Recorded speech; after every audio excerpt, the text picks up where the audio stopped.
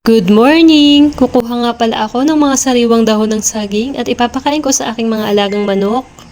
Dahil medyo maulan nga po ngayon ay naisipan ko nga kumuha ng mga dahon ng saging at marami na rin namang mga sariwang dahon. Nakakatuwa nga kumuha ng dahon ng saging dahil nakikita ko nga may mga sariwa na.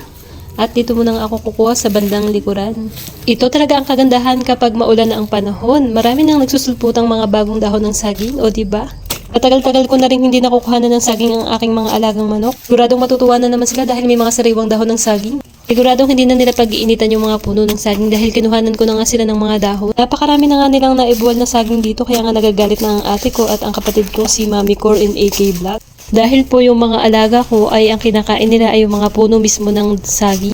Kayang-kaya nga nilang ibuwal yung puno ng saging basta na unti-unti nga nila ng kain. Dahil nga ngayon marami nang sumusulpot na bagong dahon kaya ito kinuhanan ko na nga sila. Nung tag-araw nga ay nauubos na yung mga damo sa paligid kaya ang pinagtitripan nila ay yung mga puno ng saging. Kahagis ko nga nung dahon ay medyo nagulat nga sila at nagtakbuhan sila palayo. Pero maya-maya lang din ay nilapitan na nga rin nila itong dahon at kinakain na nga nila pa unti-unti. Medyo konti nga lang yung dahon na nakuha ko dahil napakainit na nga sa mga oras na yan. Pero okay lang yan. Bukas ko na nga lang ulit sila kukunan ng panibagong dahon. At dito naman sa kabila ay dinala ko yung isang piraso. Itry ko nga kung kakainin ng mga Rhode Island.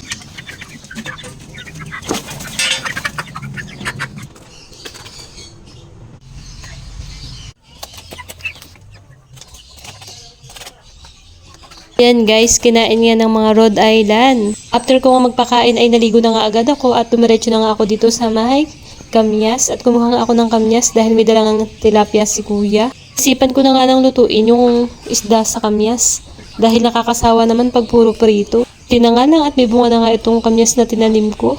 Kahit papano ay pwede nang gamitin sa pangluto. Medyo maliliit pa nga lang itong kamyas pero pwede na maasim na rin ito.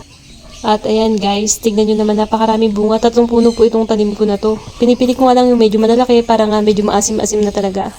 Good.